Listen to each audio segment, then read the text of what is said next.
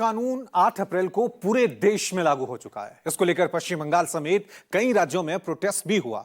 राहुल गांधी समेत तमाम विपक्षी दल इसे लेकर सरकार पर हमलावर हैं। ऐसे में बीजेपी अब इस बिल के खिलाफ चल रही भ्रांतियों को दूर करने के लिए जनता के बीच जाएगी।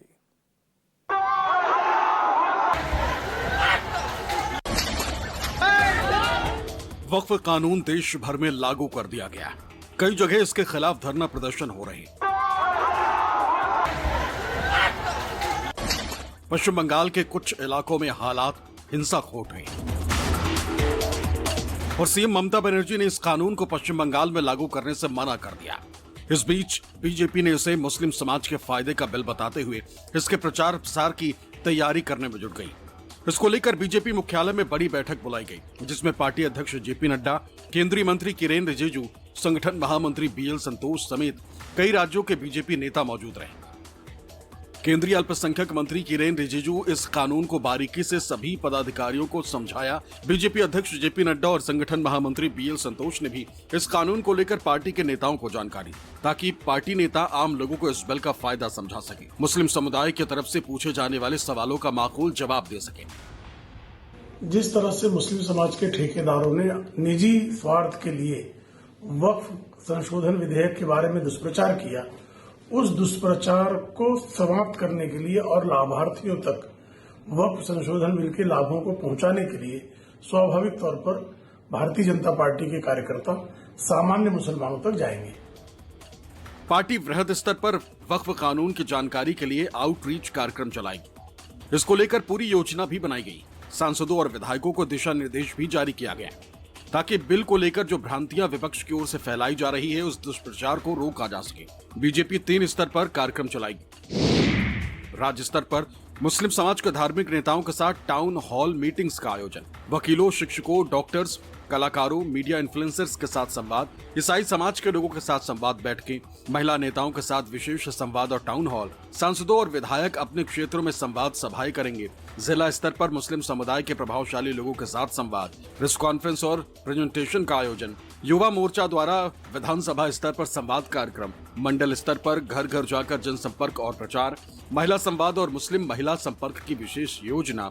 राज्यों में 15 से 17 अप्रैल तक कार्यशालाएं, जिलों में 18 से 19 अप्रैल तक कार्यशालाएं आयोजित की जाएंगी। उद्देश्य यही कि वक्फ बिल की अच्छाइयों का प्रचार हो सके और मुस्लिम समाज का समर्थन हासिल किया जा सके।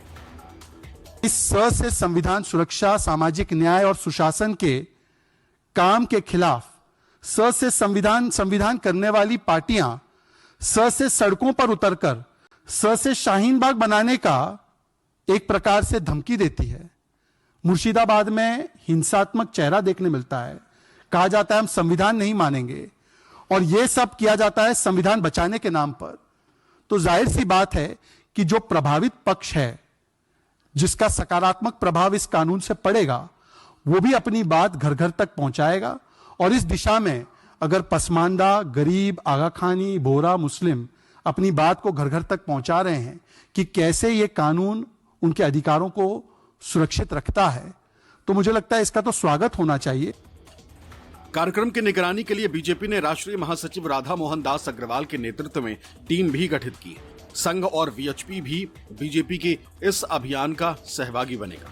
वीएचपी ने मुर्शिदाबाद की घटना पर भी चिंता जताई, इस आरोप के साथ कि मुसलमानों को भड़काने की कोशिश हो रही। किसी की मस्जिद नहीं छिनेगी,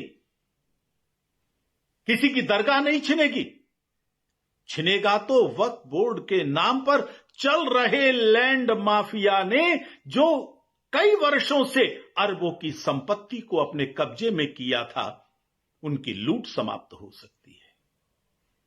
जिस मुस्लिम वोट बैंक पर भारत के सेक्युलर माफिया ने अपना एकाधिकार समझ रखा था, उनको डर है उनका एकाधिकार न समाप्त हो जाए। इतना ही नहीं, वक्फ संपत्तियों से जुड़े मुद्दों पर स्पष्टता और पारदर्शिता लाने के लिए राष्ट्रीय स्वयंसेवक संघ और बीजेपी ने वक्फ कानून पर आधारित एक व्यापक बुकलेट भी तैयार किया। हिंदी में 128 पन्नों और अंग्रेजी में 116 पन्नों के इस बुकलेट का शीर्षक है Waqf bill 2024, respect to Islam and gift for Muslim, एक नई पहल। ये बिल जो है ये बहुत अच्छा है, गरीबों के लिए है, मिस्किनों के लिए है, बेवाओं के लिए है। मुस्लिम राष्ट्रीय मंच ने इस बिल का खुले दिल से समर्थन किया है। और आगे भी करता रहेगा। और मुस्लिम राष्ट्रीय मंच ने लोगों को हमेशा बहकाने बरगलाने से बचाने की कोशिश की है। इस बार भी मुस्लिम राष्ट्रीय मंच के हजारों कार्यकर्ता देश भर में उतर के लोगों को समझाएंगे कि ये बिल उनके फायदे के लिए। इसमें वक्फ संपत्तियों की निगरानी, पारदर्शिता, सुरक्षा और समुदाय के विकास से जुड़े पहलुओं को विस्तार से समझाया गया। साथ ही महात्मा गांधी, सरदार पटेल और डॉक्टर भीमराव अंबेडकर के विचारों को वक्फ सुधारों की प्रेरणा बताया गया। वक्फ संशोधन विधेयक यानी कि जो अब कानून बन चुका है, उसका विरोध करके विपक्ष अपने आप को मुसलमानों का सबसे बड़ा हितैषी साबित करने में जुटा है। वहीं बीजेपी और संघ इस नए कानून के प्रावधानों के जरिए पसमंदा मुसलमान और मुस्लिम महिलाओं के बीच अपना पैठ बनाने की जुगत में लगा हुआ है। विपक्ष जहां इसके विरोध में सड़कों पे है और न्यायालय का रुख कर चुका है, वहीं भगवा पार्टी इस बिल की कॉपी के साथ